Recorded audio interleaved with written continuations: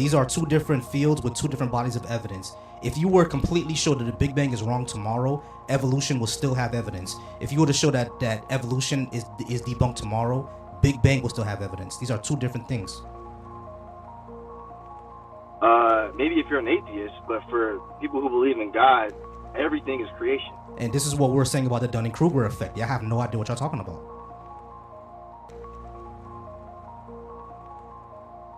So what don't I know what I'm talking about? Because the Big Bang and evolution don't have anything to do with each other. Saying that we believe in God so they do is stupid. That's like saying basketball and Verizon Wireless are the same thing. They're not. Two completely different fields.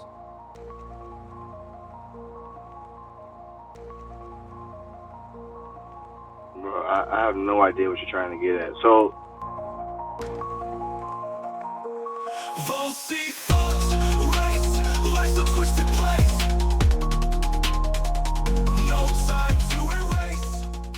all right, Suffermain, you said Christ is king and the evidence for God is creation. I don't think we were created or this universe is a creation. Why do you think that's the case? Yo, can you hear me? Yep. All right. So you believe in the Big Bang, right? Yes, the Big Bang happened and there's evidence of that. You know the creator of the Big Bang was a Catholic priest to help explain creation theory. No, it wasn't. Right? No, George Lamet. Hold on. Let me finish. George Lamet was a Catholic priest, but he didn't come up with the Big Bang to explain creationism. It's because he was a physicist, and they were trying to explain. They were trying to look at the universe and see if things were expanding or not, and he noticed that there was an expansion. So that's why he came up with the mathematics that showed that the universe was in fact expanding. Right. Because it was a debate during that time if the universe was static or expanding, and he was on the side of physicists who said that it was expanding. He wasn't the only physicist that said it was expanding. He was just the one that came up with the math to show that it was. Right. Correct. So my point being is you don't have to the Big Bang could be true. It's obviously still a theory because there's a lot of holes in it. It's not like a law of physics or anything. It's a theory that we use, that we've adopted because there's no other good answer for anything besides creation. Let me ask you a question. What does scientific theory mean? What does it mean? Yeah, what is the definition of a scientific theory?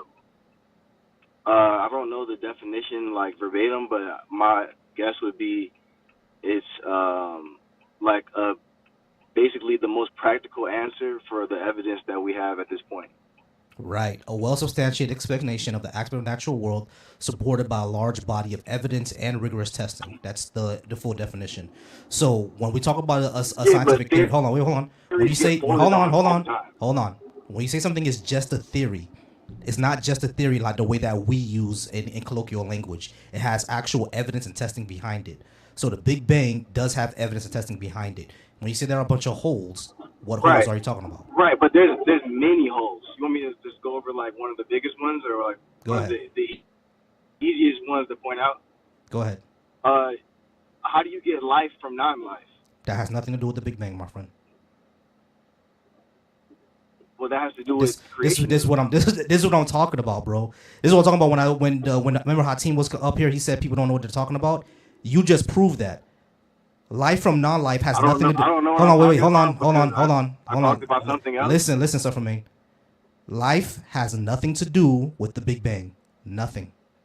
So saying that that's a hole in the theory was stupid because they have nothing to do with each other. The only reason that's like saying you guys were talking about the Big Bang when I joined your channel. Right. That wasn't my evidence for God. Right, but when you said that the hole in the theory of the Big Bang is that life comes there's no such thing as life from non-life, that was stupid because it has nothing to do with the Big Bang. That's like saying basketball is a stupid sport because Verizon is the biggest mobile carrier in America. That makes no sense. Right, but I wasn't giving support for the Big Bang thing. I was just letting you know the Big Bang was created by a man that believed in God. I understand. You guys were talking about the Big Bang. I understand that. We all understand that the Big Bang was created by a Catholic priest. but he didn't create it. He didn't come up with the math because he was trying to prove the Bible story real. That's not what they were doing. Okay. And what you said that the hole in the Big Bang theory is that life can't come from non-life has nothing to do with the Big Bang. Oh, so I misspoken because I'm like, what are you talking about? The hole in the theory of evolution from the Big Bang being the beginning of of basically our existence. Big Bang and evolution have nothing to do with each other, bro. Big Bang is cosmology, evolution is biology. Those are two different subjects. Right, but one has to come before the other. One has to come before the other. And if you don't believe in creationism, then you believe that we were all in one microatom, and then there was an explosion. No. And then we got here at one point. No. These are two different fields with two different bodies of evidence. If you were completely sure that the Big Bang is wrong tomorrow, evolution will still have evidence. If you were to show that evolution is debunked tomorrow, Big Bang will still have evidence. These are two different things. Maybe if you're an atheist, but for people who believe in God, everything is creation. And this is what we're saying about the Dunning-Kruger effect. Y'all have no idea what y'all talking about.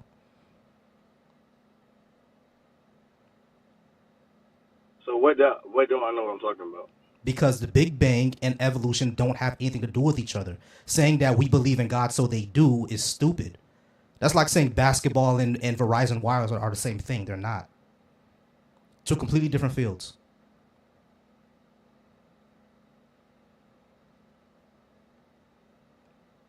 I have no idea what you're trying to get at. So what I'm trying to get at is that evolution and the Big Bang are two different things that have two different lines of evidence. If you were to show that one of them is wrong tomorrow, if you were to show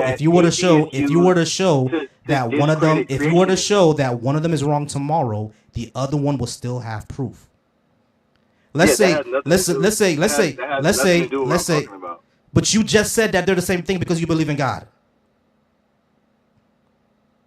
If you believe in God, you believe everything was created by one entity. I understand that, but that doesn't mean that evolution and the Big Bang are the same thing. Saying that when did I say evolution and the Big Bang are the same thing? Because you said life can't come from non-life. You're talking about abiogenesis. That has nothing to do with the Big Bang. And then when I ask you what's the, right. And then when I asked you how one has to come up from another. I'm criticizing what atheists believe. I'm not conflating two different things that have nothing to do with you are. Yeah, you are. Because when I asked you, what is the hole in the Big Bang? You said life can't come from non-life, which has nothing to do with the Big Bang. You're conflating the two. I'm criticizing No, you conflated. What atheists believe. Atheism has nothing to do with belief. Atheism is a lack of belief. Okay, bro. So what do you believe? Depends on what you're asking. I believe that Kendrick Lamar won the battle with Drake. How did we get here? What do you mean? How did everything come about? Be specific. What does that mean? Where does life come from? And life is likely an emergent property. More specifically, where does consciousness come from? Life, consciousness, like I told the person before, is likely an emergent property of the neurons and chemicals in our brain. So it's an illusion. Neurons and chemicals in our brain are not illusions. Right, but Do you understand what an emergent property is? Explain. An emergent property is essentially elements that come together to form something new. For example, fire. Fire is an emergent property, right? Like this microphone is an emergent property. It's different things that come together to form something completely new that the other parts that don't have. For example, fire is an emergent property because like when you take the elements of fire that create fire, they're all separate entities that don't have what fire have. So when you put them all together, they create something new, which is fire. Like heat, combustion, a fuel source, all those things can create fire, but by themselves, they don't have the properties that fire has. So when I say that consciousness is an emergent property, The chemicals in the neurons in our brain by themselves don't have the properties that consciousness has. But when they come together, it creates a new property. That's what consciousness is. It's probably the same thing with life too. Life is probably an emergent property.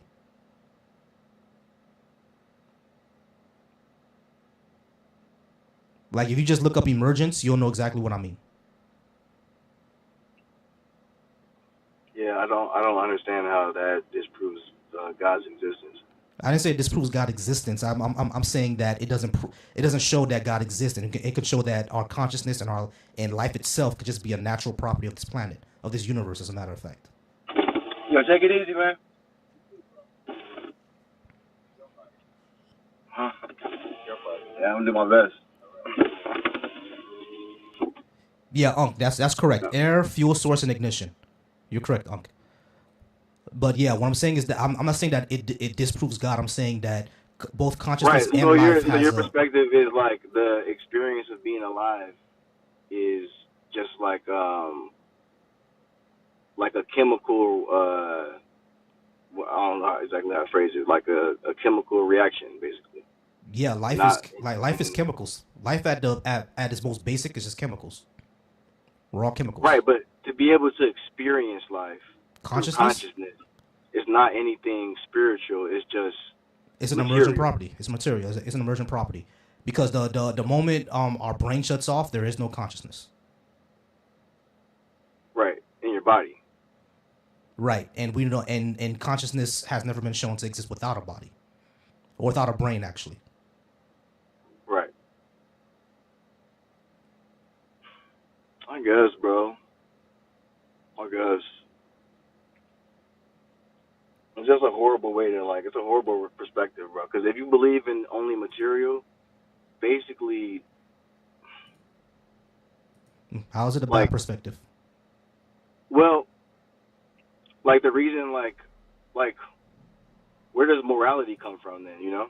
It comes from our empathy. As a matter of fact, I'll explain. I think this is just my personal hypothesis, but I think everyone decides morality the same way that I look at it. The most basic point is empathy. Empathy, degrees of harm, consequences, and empathy, degrees of harm, negative social consequences, and equality. It would just boil down to perspective at that point. Yeah, it does. Because what's so that moral? Means there is no that would make it there is no objective morality then. There isn't. Yeah, but when people think like that, that's like the thought process behind the most horrible things that's ever happened in humanity. No, not really. Not really, because the thing is, if a pedophile, so is pedophilia wrong? Yeah, it is, because it causes harm.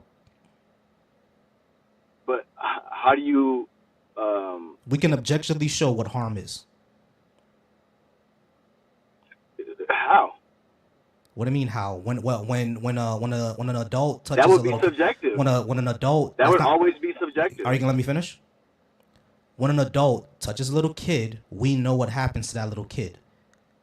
Psychiatrically, they're affected very, very badly. What makes it bad? The fact that it has a negative consequence. What makes it negative? Like I told you, what happens to that child? But you see how you can't answer my, I was like a circular thing, because when there's no objective morality, everything becomes subjective. I just told you what happens to a child is trauma, difficulty in adulthood, a whole bunch of negative consequences. Are you gonna tell me that those negative consequences are somehow not bad? No, I'm telling you, you can't say they're bad. Yes, I can. You agree that everything is subjective. Yes, I can, because I just told you negative consequences. Well, I guess you could say it is, but you would be contradicting yourself if everything is subjective. No, I would not be.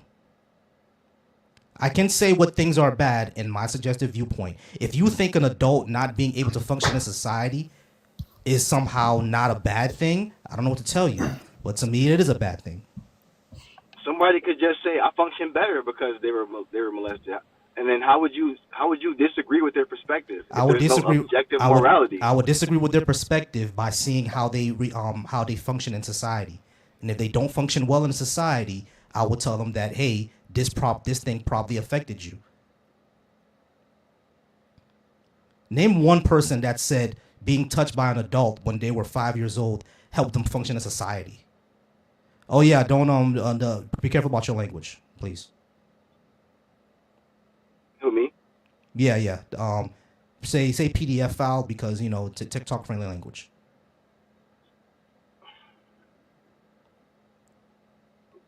Yeah, but if there's no objective morality, it would have to be subjective by definition. Yes, everything is subjective. You can probably find someone who says that, yeah, me being, touched by an adult when I was 5 years old was all good and well. But then when we take a look at how they grew up and how they functioned and everything that was about them and all the trauma that they went through and everything like that, we can go ahead and make the judgment that right, no, and that I would probably agree wasn't a with good you, but thing. at the same time, you wouldn't be able to tell them they're wrong because you believe there's no objective morality. No, I can tell them that they're wrong. It would be subjective. So? Yeah, can I enter this conversation as well? Yeah, give me a second. I go 10 minutes each person. Actually, give me 1 moment. Your name is Geo City, correct? Yeah, G. G. Yeah, G. Do you disagree with what I have on the board? Yeah, I do disagree with what you have. All right, give me a few minutes. Let me go ahead and finish up with Suffer, and I'm bring you. I'm gonna talk to you. Okay. All right. So when it comes to I actually can't tell them they were wrong. Now they can just say that, hey, that's your opinion, sure, but I can tell them that they're wrong. Yeah, you don't need to have an objective morality to say something that's morally right or wrong. Your own personal morals can tell you. What? Yes, your own personal morals can tell you. Reality is objective. That's the only way we can say anything is right or wrong. Reality. If I say 2 plus 2 is 5, I'm wrong because there's an objective truth. Yes, if everything is subjective, there is no. I didn't say that truth. everything is subjective. We're talking about morality. If morality is subjective, that means there's no objective truth to it. Those two things can't exist at the same time. You see how you're like running in a circle? There are things that are objectively true. That doesn't mean that morality is one of them. Bro, you're cooked right now. You know that, right? No. I'm cooking you on this Nope. one. Yes, I am, Nope. bro. Yes, I am. You just try to use math to talk about morality, so was Hitler bro. wrong? Yes. So was Hitler wrong? Yes. How? Because he caused harm. He caused harm. He thought he wasn't causing harm. So subjectively, are you gonna let me finish? You gonna let me finish? Yeah, exactly. All right. So, G, how's it going?